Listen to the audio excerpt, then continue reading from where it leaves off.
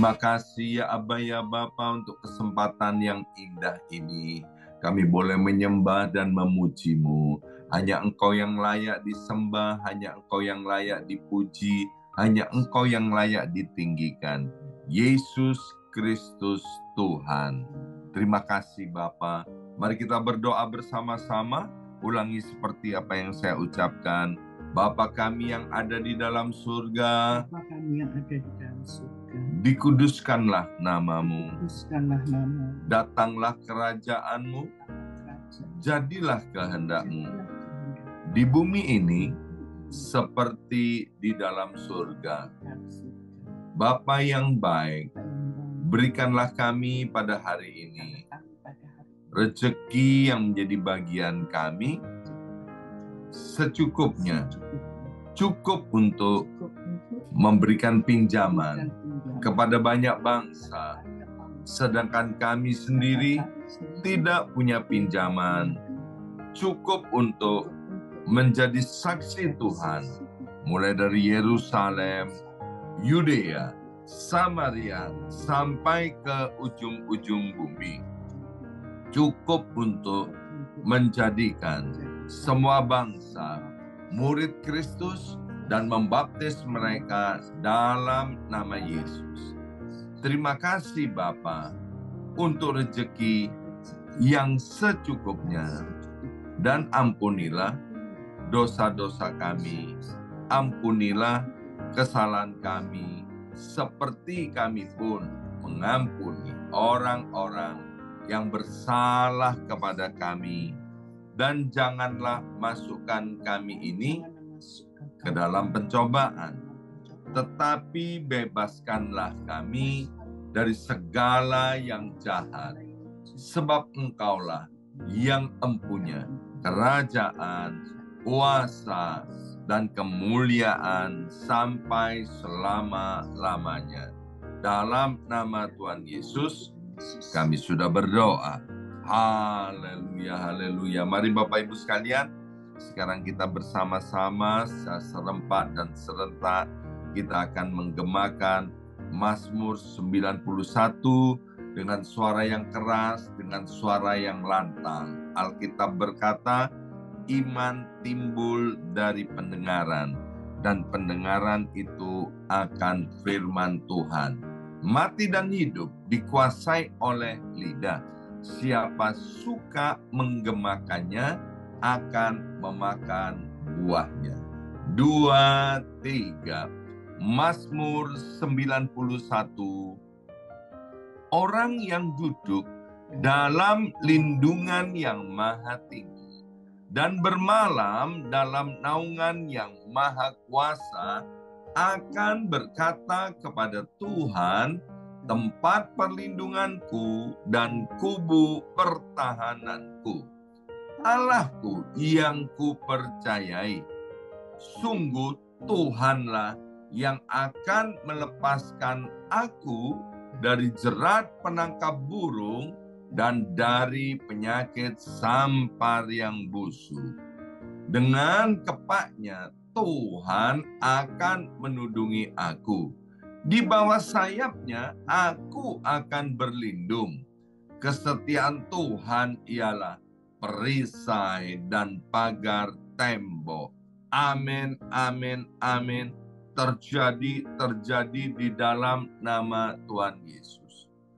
Aku tak usah takut terhadap kedahsyatan malam, terhadap panah yang terbang di waktu siang, terhadap penyakit sampar yang berjalan di dalam gelap, terhadap penyakit menular yang mengamuk di waktu petang. Walau 1.000 orang rebah di sisiku dan 10.000 di sebelah kananku, tetapi itu tidak akan menimpa aku.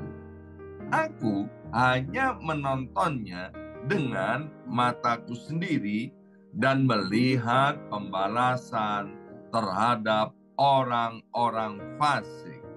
Sebab Tuhan ialah tempat perlindunganku, yang maha tinggi telah kubuat tempat pertahananku. teduhanku. Amin, amin, amin. Terjadi di dalam nama Tuhan Yesus. Malapetaka tidak akan menimpa aku, dan tulah tidak akan mendekat kepada kemahku. Sebab malaikat-malaikat Tuhan akan diperintahkan oleh Tuhan kepadaku untuk menjaga aku di segala jalanku. Para malaikat Tuhan akan menatang aku di atas tangannya, supaya kakiku jangan terantuk kepada batu. Singa dan ular tedung akan aku langkai. Aku akan menginjak anak singa dan ular naga. Amin, amin, amin. Terjadi di dalam nama Tuhan Yesus. Sungguh, hatiku melekat kepada Tuhan, maka Tuhan akan meluputkan aku, Tuhan akan membentengi aku, sebab aku mengenal nama Tuhan. Bila aku berseru kepada Tuhan, Tuhan akan menjawab.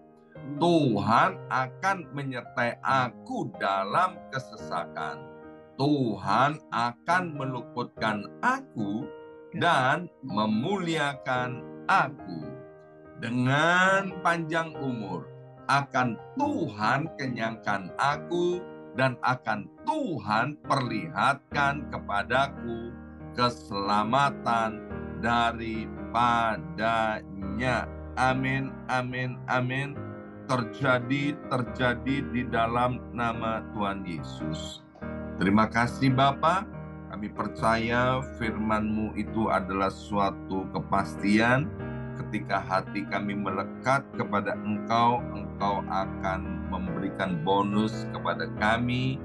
Engkau akan mengenyangkan kami dengan perlindungan, dengan panjang umur, dengan kesehatan Tuhan. Bahkan dengan berkat-berkat yang spesial Tuhan sudah siapkan buat setiap kami. Dan kami akan mendengarkan sebagian daripada kebenaran firman Tuhan, buat hati kami haus dan lapar akan Engkau, sehingga benih firman Tuhan yang ditaburkan tidak ada satupun yang kembali dengan sia-sia. Dalam nama Yesus, yang siap mendengarkan firman Tuhan, angkat jempolnya ke depan dan katakan amin 3 kali. Amin, amin, amin. Salam kebangkitan, salam penuaian. Semangat pagi, semuanya semangat pagi. Apa kabarnya Bapak Ibu sekalian? Ya, senang sekali hari ini Rabu 7 Februari 2024 boleh bersama-sama kembali dengan Bapak Ibu semuanya ya. Baik, sebelum kita dengar firman Tuhan, Ibu Yongki mau nyanyi katanya ya. Nyanyi apa? Happy birthday, happy birthday, happy birthday Ibu Vero, happy birthday Ibu Veronica Lili. Ya, kesehatan, pemulihan semuanya ya. Iya, Tuhan berkati Bu Vero, panjang umur, sehat, diberkati Tuhan. Amin. Ya, luar biasa. Baik, Bapak Ibu sekalian, mari kita lanjutkan renungan kita dari kitab Yunus ya. Hari ini kita akan renungkan dari kitab Yunus pasal yang pertama, ayat yang ketiga. Kitab Yunus pasal yang pertama, ayat yang ketiga. Demikian bunyi firman Tuhan, tetapi Yunus bersiap untuk melarikan diri ke Tarsis, jauh dari hadapan Tuhan. Ia pergi ke Yafo dan mendapat di sana sebuah kapal yang akan berangkat ke Tarsis. Ia membayar biaya perjalanannya, lalu naik kapal itu untuk berlayar bersama-sama dengan mereka ke Tarsis, jauh dari hadapan Tuhan. Luar biasa. Yunus adalah seorang yang mencintai Tuhan, Bapak Ibu sekalian. Bahkan pada zamannya, Yunus juga adalah seorang nabi, ya. Nah, Tuhan itu mau memakai kehidupan setiap umatnya, Bapak Ibu sekalian. Dan kita di perjanjian baru, umat Tuhan disebut anak-anaknya. Tuhan mau memakai hidup kita, memakai setiap berkat yang Tuhan percayakan kepada kita untuk boleh menolong dan menjangkau orang-orang lain, sehingga orang-orang lain juga mengalami kebahagiaan dan keselamatan di dalam Kristus. Ini kan ceritanya orang Niniwe, Bapak Ibu sekalian. Orang Niniwe itu terkenal sebagai orang yang jahat, raja tega, Bapak Ibu sekalian, ya. Itu kalau orang Niniwe balas dendam atau melakukan kejahatan. Misalnya ya, kalau anjing itu, kalau kita mau potong buntut anjing, kalau kita ngerti ya, kita nggak akan potong buntut anjing itu. Misalnya anjing itu buntutnya 15 cm panjangnya. Kemudian hari ini kita potong 1 cm, minggu depan kita potong 1 cm lagi, nanti minggu depan potong 1 cm lagi. Kita kepengen buntut anjing itu habis, ya kan? Kita nggak mungkin potong buntut anjing itu sedikit-sedikit. Anjingnya bisa depresi, Bapak Ibu sekalian. Anjingnya akan kesakitan, ya. Kita akan langsung potong del sampai ke ujungnya, Bapak Ibu sekalian. Nah, orang-orang Niniwe itu kalau menyiksa orang itu sedikit demi sedikit, Bapak Ibu sekalian, ya. Sehingga orang yang disiksa itu matinya perlahan-lahan. Kalau bicara tentang negara yang masih melakukan hukuman mati, ya, itu cara untuk membuat narapidana yang dijatuhi hukuman mati, ya, itu harus sedemikian rupa sampai orang yang mengalami jalanan hukuman mati itu kalau bisa diusahakan untuk tidak terasa, ya, tiba-tiba aja mati, begitu Bapak Ibu sekalian, ya. Nah, karena saking jahatnya orang-orang Niniwe, itu Yunus, ya, dia nggak kepingin orang-orang Niniwe itu diselamatkan, ya. Itu makanya backgroundnya mengapa Yunus kemudian melarikan diri ke Tarsis, jauh dari hadapan Tuhan. Nah, kita tahu Tuhan Allah kita adalah Allah yang maha baik, Allah yang penuh kasih, dan kasihnya itu disebut dengan kasih agape, kasih yang tidak bersyarat. Meskipun orang Niniwe itu amat sangat jahat, ya, Tuhan itu mau supaya orang-orang Niniwe itu diselamatkan, tapi Yunus itu tidak diselamatkan. Yunus tidak ingin orang Niniwe itu diselamatkan. Ada berapa banyak di antara kita, ya, ketika hati kita marah, hati kita jengkel, ya, ketika hati kita tidak murni, kita nggak kepingin lihat orang-orang yang tanda petik menurut kita menjengkelkan, yang menurut kita orang Surabaya bencek, no, yang menurut kita yang paling pantas dia itu jadi arangnya neraka. Kalau masuk neraka itu paling dalam, ya kan, paling bawah, paling panas. Kita kan punya imajinasi seperti itu. Tapi Tuhan kita beda, Bapak Ibu sekalian. Dengan jelas Alkitab bilang Tuhan datang ke dunia ini cari orang berdosa, cari orang yang jahat, Bapak Ibu sekalian. Untuk apa? Agar orang berdosa, orang jahat, orang bencekno itu, Bapak Ibu sekalian, orang-orang yang mencengkelkan, orang-orang yang sulit untuk dikasih itu, agar mereka dapat menerima kasih Allah, agar mereka mendapatkan lawatan Tuhan, sehingga mereka itu tidak menjadi binasa, melainkan juga seperti kita-kita ini memperoleh kebahagiaan, memperoleh hidup yang kekal di dalam Yesus. Jadi dari Yunus pasal pertama ayat yang ketiga, ya, di dalam ayat ini tersirat bahwa Tuhan itu mengasihi semua orang. Maka itu buat setiap kita yang berkata, aku mengasihi Tuhan, kita harus punya hati belas kasihan terhadap jiwa-jiwa. Tahun ini, tema gereja kita adalah tahun penuaian.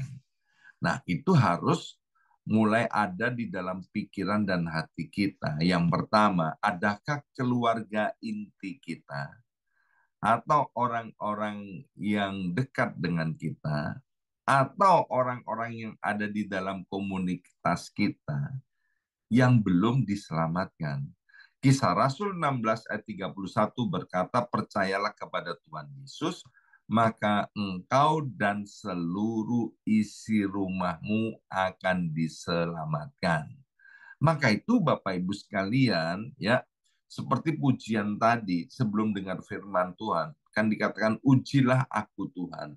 Itu bahasa terjemahan yang betul, ya, yang bisa kita mengerti. Itu artinya gini, Tuhan periksa aku, periksa hatiku, koreksilah hatiku. Adakah sesuatu yang belum pas dengan engkau, ya? Jadi hari ini izinkan Roh Kudus untuk memeriksa hati kita. Mungkin kita sedang acuh tak acuh dengan keluarga kita, inti kita, atau dengan orang-orang yang dekat dengan kita yang belum diselamatkan. Inilah waktunya untuk kita bangkit sehingga tahun ini kita boleh menuai jiwa-jiwa itu. Dimulai dari keluarga inti kita yang belum diselamatkan. Karena itu adalah firman Tuhan, Bapak Ibu sekalian. Pasti kalau kita bergerak, Tuhan menyertai dan jiwa-jiwa itu pasti diselamatkan. Caranya gimana? Ya, caranya yaitu melalui keteladanan, melalui perbuatan baik kita, kemudian melalui kesaksian kita tentang Yesus Tuhan. Percayalah Bapak Ibu sekalian, kalau apa yang kita saksikan disesuaikan, sesuai dengan perbuatan kita juga di dalam Tuhan, maka kekristenan itu akan menjadi menarik dan boleh menyelamatkan, membawa orang-orang itu kepada Tuhan, ya. Seperti yang saya sudah saksikan keluarga saya dan keluarga Ibu Yongki, ya, hampir 100%, ya, belum 100% sih, sudah hampir 100% semuanya menjadi orang percaya. Pada mulanya keluarga besar kami adalah keluarga yang tidak mengenal Tuhan, penyembah berhala, ya kan, hidupnya jauh daripada Tuhan. Tetapi melalui kesaksian, melalui perbuatan, melalui tingkah laku kami suami istri, ya, satu persatu keluarga besar itu diselamatkan. Bahkan ayah dan ibu mertua saya yang membaptis mereka. Saya membawa mereka itu percaya kepada Tuhan, ya. Nah, kembali ke Yunus pasal 1 ayat yang ketiga tadi. Yang kedua, kita belajar begini, Bapak Ibu sekalian. Kalau kita tidak mau mentaati firman Tuhan, itu disebut dosa, Bapak Ibu sekalian, ya.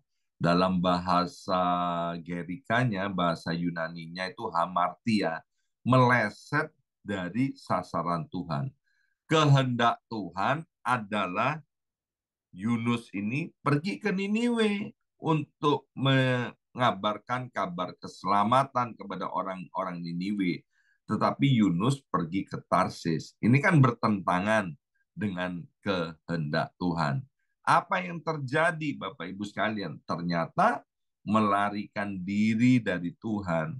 Ternyata ketidaktaatan Bapak Ibu sekalian itu selalu mengandung hukuman, ya. Dan hukuman itu yang pertama bentuknya sebagai disiplin agar supaya kita on the track, kita kembali ke jalan yang benar, kita kembali senada dengan sorga. Tapi kalau lama-kelamaan Roh Kudus berbicara kepada kita, tapi kita nggak mau berada di jalan Tuhan, kita terus mengeraskan hati, maka kita akan sampai kepada yang disebut dalam kitab Roma, kebinasaan. Upah dosa itu maut.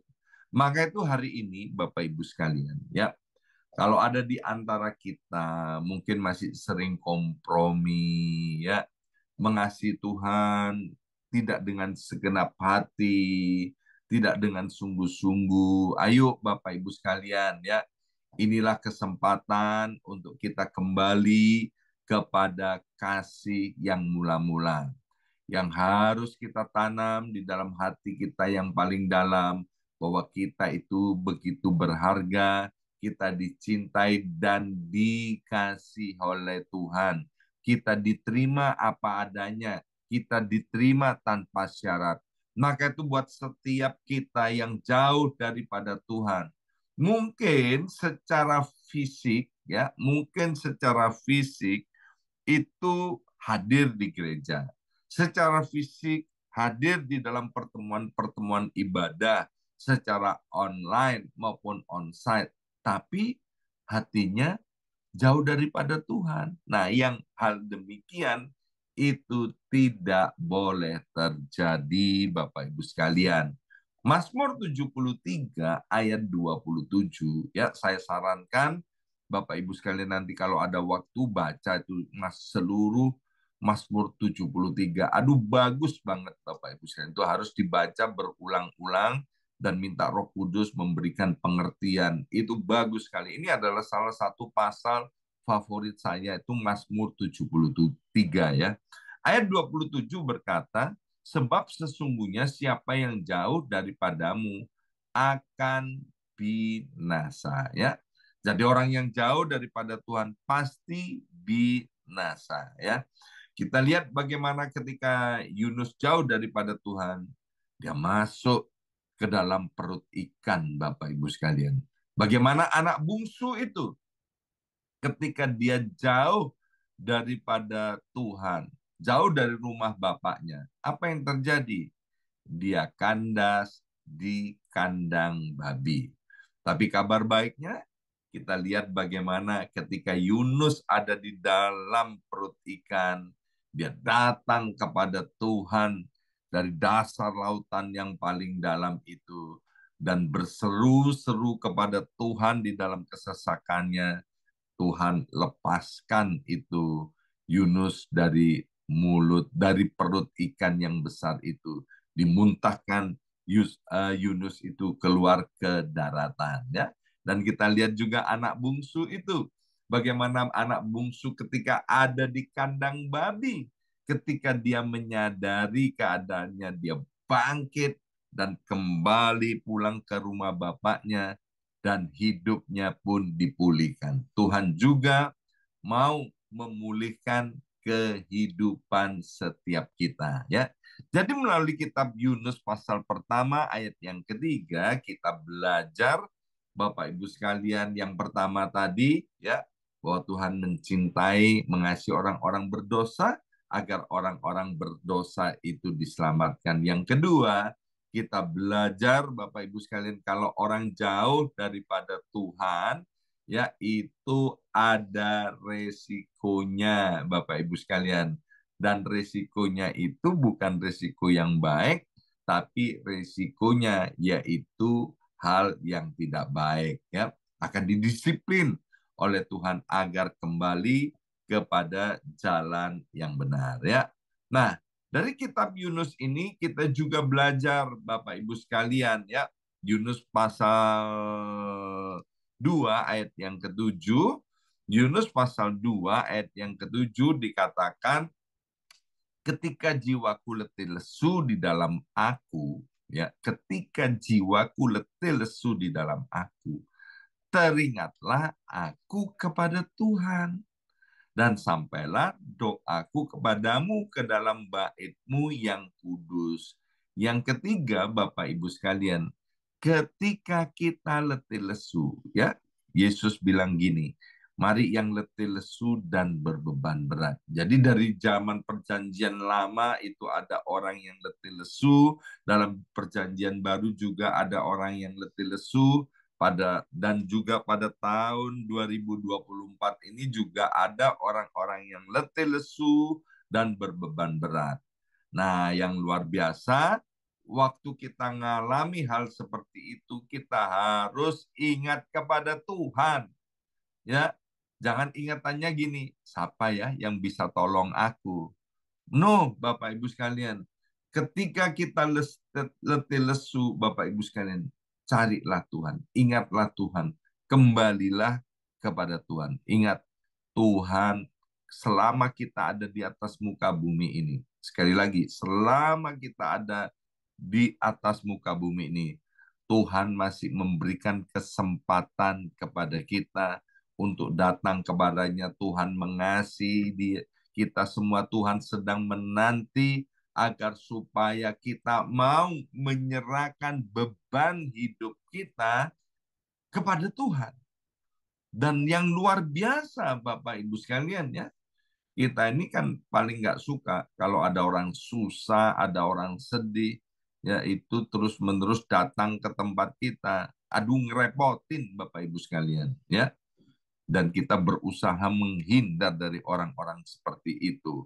Tetapi lihat Tuhan kita, dia malah nantangi. Ayo yang letih lesu dan beban berat, datanglah kepadaku, aku akan beri kelegaan. Maka itu Bapak Ibu sekalian, ketika kita letih lesu dan beban berat, carilah Tuhan. Jangan cari manusia. Sebab manusia itu ya siapa saja dia.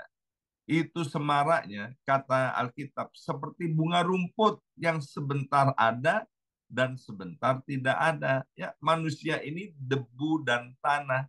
Maka itu Bapak Ibu sekalian, dalam kesesakan carilah Tuhan. Dan kita sudah lihat bagaimana Yunus mengalami kelegaan, bagaimana anak bungsu itu kembali kepada Tuhan dalam kesesakannya. Tuhan pulihkan anak bungsu itu. Ya, nah demikian juga hari ini Bapak Ibu sekalian, saya beriman Bapak Ibu semua ditolong Tuhan, diangkat Tuhan, hidupnya dipulihkan oleh Tuhan. Bahkan tahun 2024, apa yang menjadi mimpi-mimpi kita, apa yang menjadi cita-cita kita, apa yang menjadi kerinduan kita, pasti Tuhan kabulkan ketika hati kita kembali kepada Tuhan. Amin. Mari kita berdoa. Materaikan setiap benih kebenaran firman Tuhan ini, ya Aba, ya Bapa. Kami mau bertekad Tuhan dengan pertolongan daripada Roh Kudus. Kami mau mengandalkan Tuhan. Kami mau menaruh pengharapan kami kepada Tuhan. Kami mau senada kembali dengan sorga Bapa. Dan kami percaya kehendak-Mu, rencana-Mu pasti terjadi dalam hidup kami. Rencana-Mu itu adalah masa depan yang cerah, masa depan yang penuh dengan pengharapan. Terima kasih Bapa, dalam nama Yesus kami sudah berdoa. Haleluya. Amin, amin, amin.